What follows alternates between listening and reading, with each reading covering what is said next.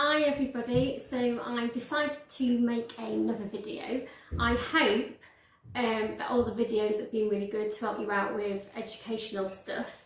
Obviously we're still at home, homeschooling, so I thought I'd just make one more video for you.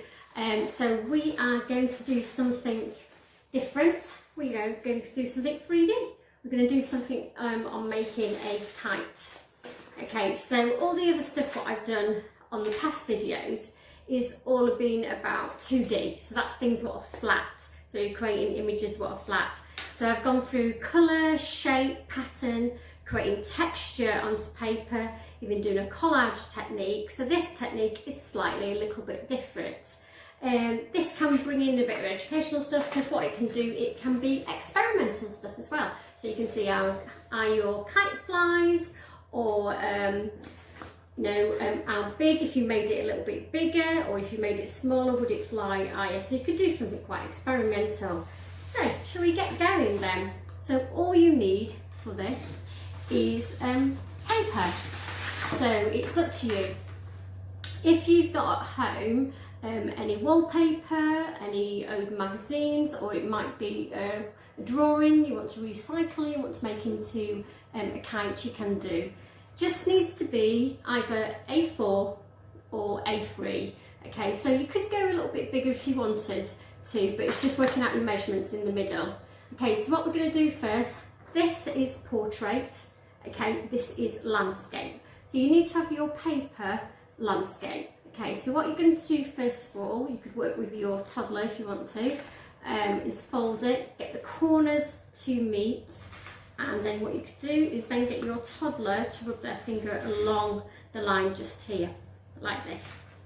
Okay, so you should have it a bit like a card.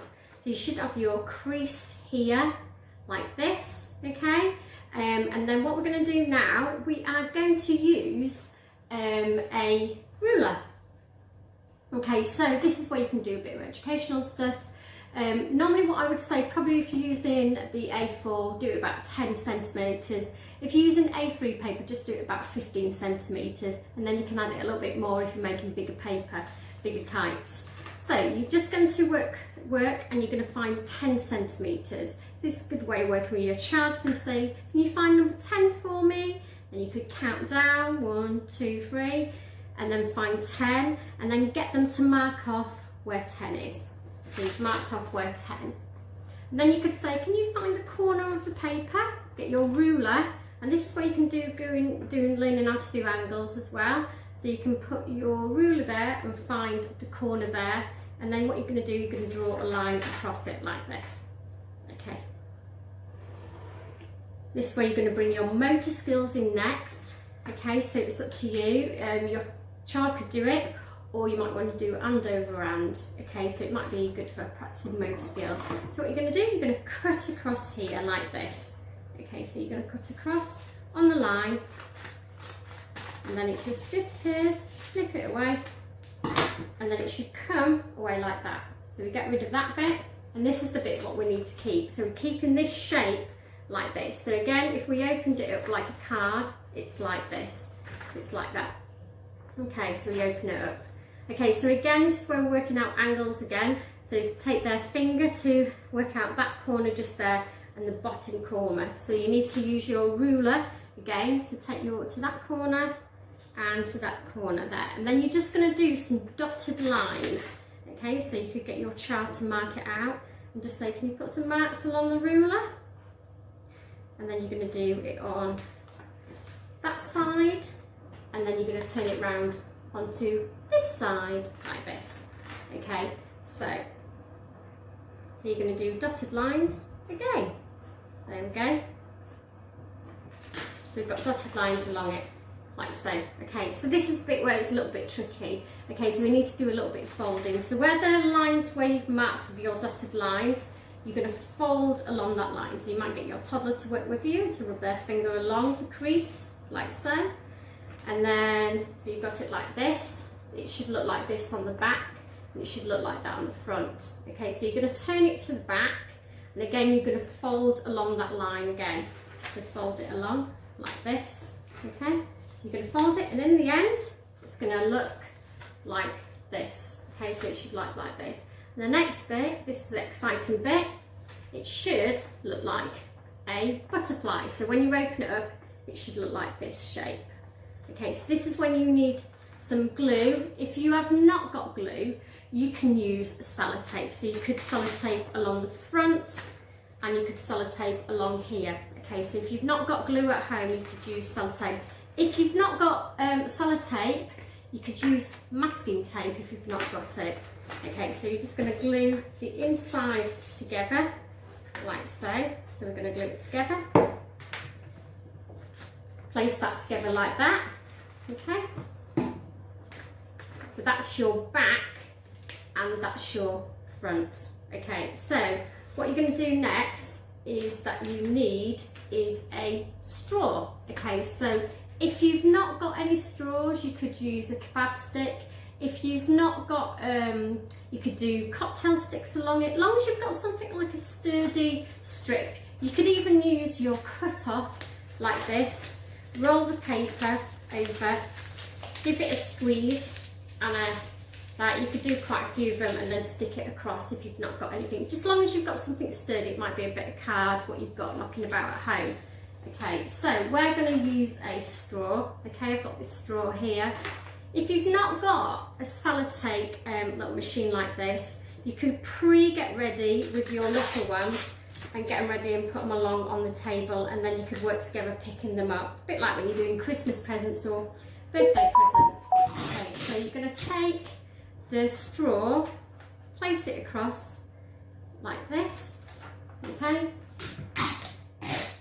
place it across like that. Okay. And there you've got your kite at the front. So now we've got two things missing. We need some string and we need a tail. Okay, so it's totally up to you how you want to make your tail. You could use crepe paper, you could use ribbon if you've got ribbon, if you want to. You can be as creative as you like. This is why I always say that some kids will come into the oven. So the bigger kids will have light bulb moments and think, right, I'm going to attach this to it, or I'm going to make my tail even longer. So that's why, but that's why I always say they might be a little bit more creative. Okay, so we are going to make a tail. So I've got this decorative paper here. I'm going to roll it like this, like so. Just roll it. Take my scissors and just cut a few strips off. There we go. Open it up. And then you've got your tails like this. Using the sellotape, stick them together. Okay, so I'm just going to roll them out. Like I was saying before, you might want to make the tails a little bit long if you want to. You might end up getting into this and making quite a few kites. Okay, so pop this at the front, your tail here, if you can see. Okay, and then for this bit, I'm going to just use cotton. So I'm going to just tear off a little bit of cotton like this. Cut it. So I'm going to cut it off to the length you want. You could be a little bit longer, okay, but these kites do fly, okay, so you might want to shut off with a shorter string, okay, but as the weather's changing, it's quite nice outside at the moment, so there you go. You might want to use a little bit of card to attach it, so just to do two little snips at the side like this, and wrap your string around it. Okay, the cotton. Okay, you can use strings. If you've got gardening string, you can use that. As long as you've got something that will load onto your kite.